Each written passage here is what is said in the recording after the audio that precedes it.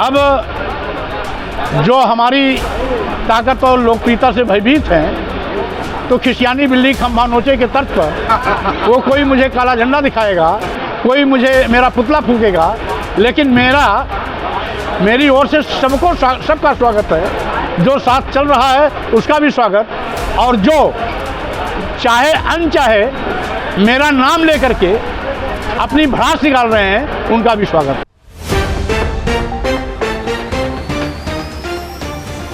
खबर आजमगढ़ जिले से है, जहां सामाजिक न्याय सम्मेलन में भाग लेने आए समाजवादी पार्टी के नेता व राष्ट्रीय महासचिव स्वामी प्रसाद मौर्य ने भाजपा की केंद्र और प्रदेश सरकार पर जमकर हमला बोला। स्वामी प्रसाद मौर्य ने कहा कि चुनाव नजदीक आने पर भारतीय जनता पार्टी के दंगे का दुष्परिणाम अब दिखाई देने लगा है। उन्होंने लोगों से अपील किया कि भाजपा की दंगा वाली साजिश से सावधान रहें। राहुल गांधी की सजा पर सुप्रीम कोर्ट के निर्णय पर उन्होंने कहा कि इस फैसले से लोकतंत्र जिंदाबाद हुआ है। राहुल गांधी को न्याय मिला है तो वहीं लोगों को न्यायपालिका पर भरोसा भी बढ़ा है। नगर के नेहरू हाल सभागार में आयोजित सामाजिक न्याय सम्मेलन में पहुंचे समाजवादी पार्टी के नेता और राष्ट्रीय महासचिव स्वामी प्रसाद मौर्य का जमकर स्वागत किया गया। इस दौरान सम्मेलन को संबोधित करते हुए स्वामी प्रसाद मौर्य ने कहा कि इस सम्मेलन के माध्यम से देश में अमन चैन कायम रहे, हिंदू मुस्लिम सिख ईसाई आपस में सब भाई भाई की बात लगातार आगे बढ़ती रहे। स्वामी ने कहा कि भाजपा हिंदू मुस्लिम की आड़ में पूरे देश को दंगे की आग में झोंकना चाहती है, इसलिए हमेशा कभी हिंदू मुसलमान की तो कभी मंदिर मस्जिद की दुहाई देती है।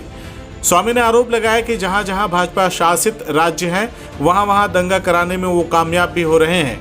उन्होंने देश और प्रदेश के लोगों से अपील किया कि लोग भाजपा की इस साजिश से सावधान रहें।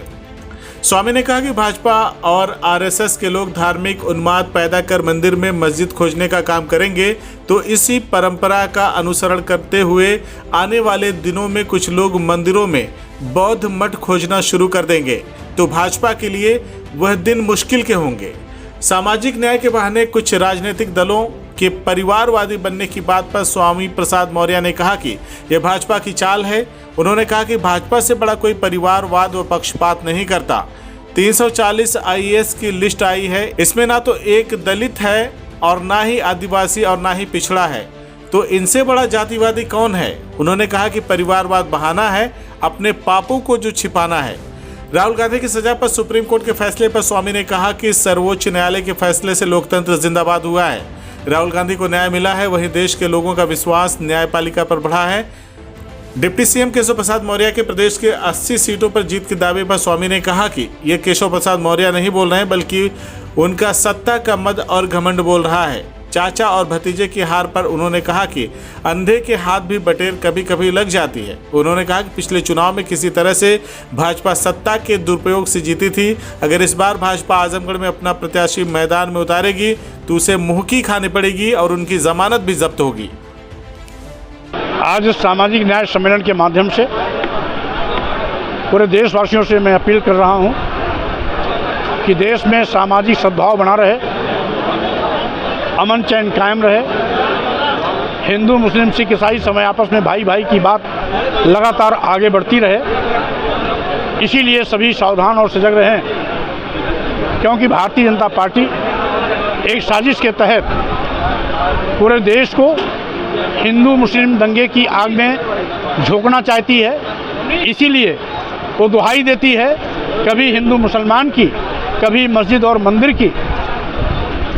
और इसको देखते हुए चूंकि चुनाव नज़दीक आ रहा है, भारतीय जनता पार्टी के दंगे की साजिश का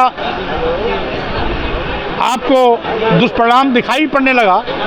पूरा मणिपुर पिछले 90 दिनों से जल रहा है, हरियाणा भी दंगे की आग में झोंक दिया गया है। जहां जहां भाजपा शासित राज्य है वहां हिंदू मुस्लिम दंगा कराने में कामयाब भी हो रहे हैं। इसीलिए पूरे प्रदेश देशवासियों से मैं अपील करता हूं कि भारतीय जनता पार्टी के इस साजिश से लोग सावधान रहें। हिंदू मुस्लिम सौहार्द या सांप्रदायिक सौहार्द बना रहे, सभी धर्मों का आपस में मिलना जुलना भाईचारा कायम रहे। इसलिए सभी सजग रहें, सावधान रहें, भारतीय जनता पार्टी की किसी भी साजिश का शिकार न हो। साथ ही साथ आज धर्म के नाम पर जो तमाम लोग उन्माद पैदा कर रहे हैं,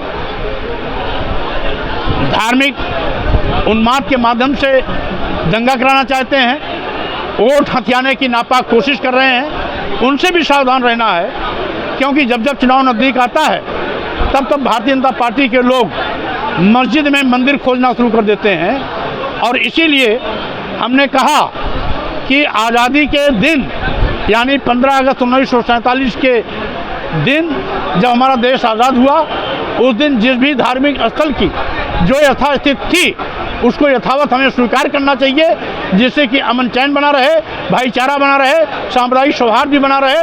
अन्यथा अगर भारतीय जनता पार्टी आरएसएस के लोग धार्मिक उन्माद पैदा कर मस्जिद में मंदिर खोजना शुरू करेंगे तो इसी परंपरा का अनुसरण करते हुए आने वाले दिनों में कुछ लोग मंदिरों में बौद्ध मठ खोजना शुरू कर देंगे, तो भारतीय जनता पार्टी के लिए वो दिन मुसीबत के बन जाएंगे और तथाकथित धर्म के ठेकेदारों का भी बुरिया बिस्तर बन जाएगा। इसलिए ऐसा दुस्साहस, ऐसा पाप न करें कि वो मस्जिद में मंदिर खोजें, जिससे कि आने वाले दिनों में मंदिर में बौद्ध मठ खोजने की आवश्यकता पड़ जाए।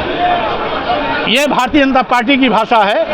भारतीय जनता पार्टी से ज़्यादा पक्षपात और परिवारवाद तो कोई करता ही नहीं है। अभी 340 आईएएस जो लिटरल एंट्री के नाम पर बनाए गए हैं, उसमें एक भी दलित नहीं, एक भी आदिवासी नहीं, एक भी पिछड़ा नहीं, तो उनसे ज़्यादा जातवादी कौन है? परिवारवाद केवल बहाना है, अपने पापों को छिपाना है। मोदी सरनेम के मामले में राहुल गांधी को सुप्रीम कोर्ट से बड़ी राहत मिली, इस पर आप क्या कहेंगे? माननीय सर्वोच्च न्यायालय ने जो राहुल गांधी को न्याय दिया है उसका हम हार्दिक स्वागत करते हैं। माननीय सर्वोच्च न्यायालय के इस निर्णय से जहां लोकतंत्र जिंदाबाद हुआ है, राहुल गांधी को न्याय मिला है, वहीं पर देश के लोगों का विश्वास न्यायपालिका पर बढ़ा है। CIB इंडिया न्यूज की सभी खबरों को देखने के लिए लाल रंग की बटन को दबाकर चैनल को सब्सक्राइब जरूर करें, घंटी जरूर दबाएं ताकि हमारी सभी खबरों के नोटिफिकेशंस आप तक पहुंचते रहें।